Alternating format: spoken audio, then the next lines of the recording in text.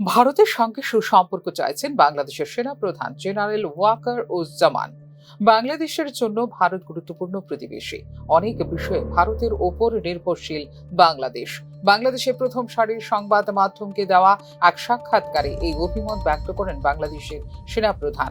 বাংলাদেশ সেনাপ্রধান জেনারেল ওয়াকারুজ্জামান তাঁর মতে বাংলাদেশের জন্য ভারত একটি গুরুত্বপূর্ণ প্রতিবেশী রাষ্ট্র। বাংলাদেশ অনেক বিষয়েই ভারতের উপর নির্ভর করে, আবার ভারতও কিছু ক্ষেত্রে বাংলাদেশের থেকে সুবিধা পায় বলে মন্তব্য করেন বাংলাদেশের সেনাপ্রধান জেনারেল ওয়াকারুজ্জামান।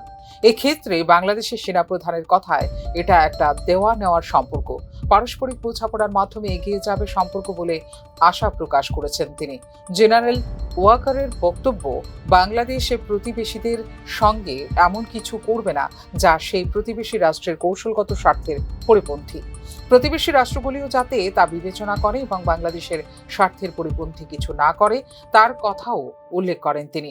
সীমান্তে আমাদের লোকজনকে হত্যা করবে না, আমরা প্রাপ্য জল পাবো, এতে তো কোনো অসুবিধা নেই বলে মন্তব্য করেন বাংলাদেশের সেনাপ্রধান।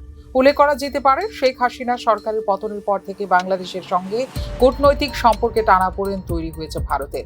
বাংলাদেশের ছাত্র আন্দোলনের জেরে গত 5 আগস্ট পতন হয় আওয়ামী লীগ সরকারের। তারপর থেকে ভারতে রয়েছেন শেখ হাসিনা। বাংলাদেশ ছাড়ার পর একাধিক মামলা রুজু হয়েছে শেখ হাসিনার বিরুদ্ধে, জারি হয়েছে গ্রেপ্তারি পরোয়ানা। এই অবস্থায় হাসিনাকে দেশে ফেরাতে চাইছে বাংলাদেশ।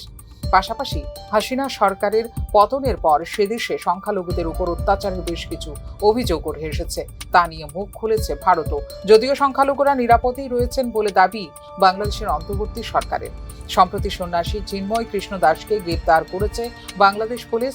তিনি এখন বন্দী রয়েছেন চট্টগ্রাম জেলে, তা নিয়েও তৈরি হয়েছে জোর বিতর্ক। উদ্ভূত পরিস্থিতিতে একে অপরের বিরুদ্ধে ক্ষোভের সঞ্চার হয়েছে দুদেশেই সাধারণ মানুষের একাংশের মধ্যে। এই টানাপোড়েনের আবহে ভারতের বিদেশ সচিব বিক্রম মিশ্রি ঢাকায় গিয়ে ইউনূস প্রশাসনের সঙ্গে বৈঠকও করেন গত ডিসেম্বর মাসে। বৈঠকের পরে একে অপরের সঙ্গে সুসম্পর্ক চায় বলে জানিয়েছে উভয় দেশ। Bureau report, news now.